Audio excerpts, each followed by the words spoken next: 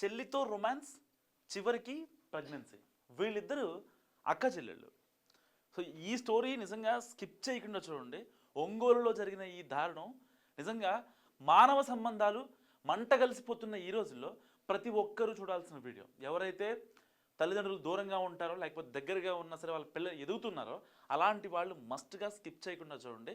So మీ valuable comment కూడా చాలా అవసరం. సో వీళ్ళిద్దరూ అక్క చెల్లెళ్ళు అండ్ వీళ్ళిద్దరూ వాళ్ళ అమ్మతో ఉంటున్నారు. వాళ్ళ అన్నయ్య ఏమో వాళ్ళ డాడీతో ఉంటున్నారు. సో గతంలో వాళ్ళిద్దరికీ కొన్ని గొడవల వల్ల ఒక భార్య ఒక భర్త వీళ్ళిద్దరూ సపరేట్గా ఉంటున్నారనమాట. ఎవరి కాపురం వాళ్ళదే. ఇంకా సో తల్లి దగ్గరేమో ఇద్దరు ఆడపిల్లలు ఉన్నారు. వాళ్ళకి అవసరాలు ఉంటాయి కదా. సో దాని దృష్ట్యా ఈ అమ్మాయిలు ఇద్దరు వాళ్ళ అమ్మ దగ్గర ఉంటున్నారు అండ్ కొడుకేమో వాళ్ళ నాన్న దగ్గర ఉంటున్నాడు. తల్లి ఏమో కృష్ణా జిల్లాలో సెటిల్ అయింది. ఆ తండ్రి ఏమో ప్రకాశం జిల్లాలో సెట్ అయ్యాడు. సో వీళ్ళిద్దరు ఎవరి పనులు చేసుకుంటున్నారు, ఫోన్లు చేసుకుంటున్నారు, వీడియో కాల్స్ మాట్లాడుకుంటున్నారు, అంతా బాగానే ఉంది. సో ఈ ఆడపిల్లలిద్దరూ కొంచెం అందంగా ఉంటారు, వాళ్ళ అమ్మ పోలిక.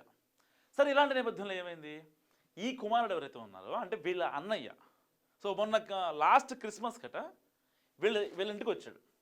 వీళ్ళ ఇంటికి వచ్చి పెద్ద చెల్లి ఎవరైతే ఉన్నారో పెద్ద చెల్లితో దిగిన కొన్ని ఫోటోలని బ్లాక్మెయిల్ చేశాడంట. క్రిస్మస్కి వచ్చాడు, వచ్చి ఆ అమ్మాయిని డాడీ రమ్మంటున్నాడని చెప్పి, ప్రకాశం జిల్లా వెళ్ళాలి కదా, డాడీ రమ్మంటున్నాడని చెప్పి విజయవాడ గుణదల చర్చి, అందరికి తెలిసే ఉంటుంది, విజయవాడలో గుణదల చర్చి చాలా ఫేమస్. సో అక్కడికి తీసుకెళ్ళి మెడలో తాళి కట్టేశాడు. అంతకుముందే ఆ అమ్మాయితో ఇంటిమేట్గా ఉన్న పిక్స్ ఏవైతే ఉంటాయో అవి చూపిస్తూ ఆ అమ్మాయిని చాలాసార్లు ఘాతుకానికి పాల్పడ్డాడు. సో ఇక అంటే వాళ్ళు ఒక ట్రాక్లోకి వెళ్ళిపోయారు. నేను ఒక అన్న చెల్లి అనే ఇదిలో లేరు. ఇంకా అసలు వీడికి ఏం బుద్ధి పుట్టిందో తెలియదు. అసలు ఆ అమ్మాయి చెప్పాల్సింది కదా వాళ్ళ అమ్మకి ఒక మాట, ఇట్లా అన్న ఇట్లా వచ్చినప్పుడు నాతో ఇలా బిహేవ్ చేశాడు అని ఒక మాట చెప్పాల్సింది నిజంగా. సరే అంటే అక్కడ జరిగింది ఏంటనేది, ఏం బ్లాక్మెయిల్ చేశాడు ఈ దరిద్ర కొట్టాడు, ఈ పాపిస్టోడు ఏం చేశాడో తెలియదు. కానీ అక్కడ ఆ అమ్మాయి కూడా కనీసం చెప్పలేకపోయింది. దాని తర్వాత ఆ అమ్మాయిని పలుమార్లు ఆ ఘాతుకానికి పాల్పడిన తర్వాత ఆ అమ్మాయి గర్భం దాల్చింది.